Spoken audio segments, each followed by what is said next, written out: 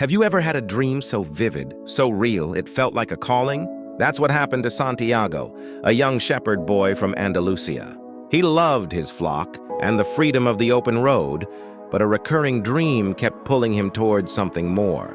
In his dream, a child tells him of a hidden treasure waiting for him at the Egyptian pyramids. At first, he dismisses it. A dream is just a dream, right? But it keeps coming back, night after night. He seeks out a gypsy woman who interprets his dream, confirming his deepest hopes. Then, a mysterious old king named Melchizedek appears, telling him about personal legends, our true purpose in life. The king urges him to sell his flock and follow the omens to Egypt. Faced with a choice between the comfortable life he knows and the terrifying, uncertain path to his treasure, so Santiago makes a life-altering decision. He sells his beloved sheep to buy a ticket to Africa, leaving everything he knows behind to chase a treasure he only saw in a dream.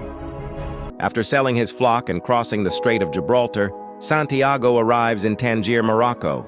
Full of hope, he's immediately tricked and robbed of all his money. Devastated but not defeated, he finds a job at a crystal merchant's shop.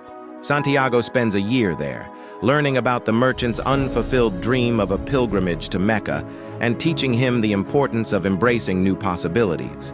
He introduces new ideas, like selling tea in crystal glasses, which brings huge success to the shop.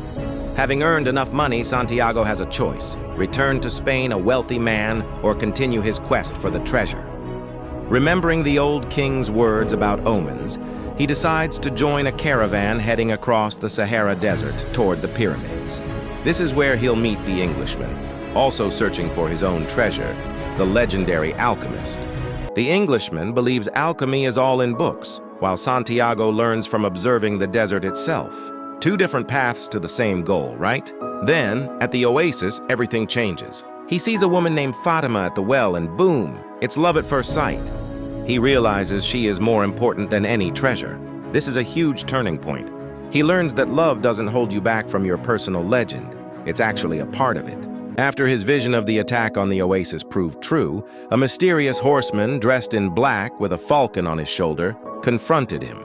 This powerful figure tested Santiago's courage, and it turned out this was the alchemist himself. But what about Fatima? Santiago was torn, wanting to stay with the woman he loved. Fatima, however, understood his journey. She told him that if they were meant to be, he should go and pursue his personal legend, and she would wait for him. Her love wasn't a cage, but the wind pushing him toward his destiny. This act of true love gave Santiago the strength he needed to continue his quest across the desert with the alchemist by his side. Their journey toward the pyramids was interrupted by a tribal war, forcing them to take refuge in an oasis. As they continue, they are captured by a warring tribe. The alchemist, in a bold move, tells the chieftain that Santiago is a powerful sorcerer who can turn himself into the wind. He wagers their lives on it, giving Santiago 3 days to perform this miracle. Terrified, Santiago communicates with the desert, the wind, and the sun, and ultimately speaks to the very hand that wrote all. By surrendering himself to the soul of the world, he becomes one with it, and the wind blows with the force of a sandstorm, astonishing the tribesmen. Freed, they finally reach a monastery near the pyramids. The alchemist demonstrates his power, turning lead into gold. What happens next is a lesson in both generosity and practicality.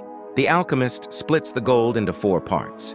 He gives one part to the monk for his hospitality, another part to Santiago to compensate him for what the soldiers took, and keeps a 3rd part for himself. The 4th part? He leaves it with the monk, telling him to hold it for Santiago in case he ever needs it again. This act shows Santiago that true wealth isn't just about possession, it's about freedom and the ability to continue your journey. With his share of the gold, Santiago is now equipped and free to complete the final leg of his quest. The alchemist then blesses him and they part ways. Santiago, now alone but full of wisdom, rides on towards the pyramids, closer than ever to his personal legend. As he travels, he reflects on everything he has learned, to listen to his heart, to understand the language of the world, and to follow his personal legend. He finally arrives at a Coptic monastery. Following the alchemist's instructions, he starts digging at the base of the pyramids for his treasure. But just as he's about to give up, 2 men approach him. They beat him and steal his gold. When Santiago tells them about his dream of a treasure, they laugh. One of the men scoffs, telling Santiago that he too had a recurring dream about a treasure buried under a sycamore tree in an abandoned church in Spain, but he wasn't foolish enough to chase it. In that moment, Santiago understands. The treasure was never at the pyramids. It was right back where he started. Suddenly, it all clicked for Santiago. The pyramids were never the destination. They were the reason for his journey. The treasure wasn't in Egypt. It was right back where he started. He made the long journey back home to that same ruined church where his story began. And there, beneath the sycamore tree, he dug and found a chest filled with gold and precious jewels.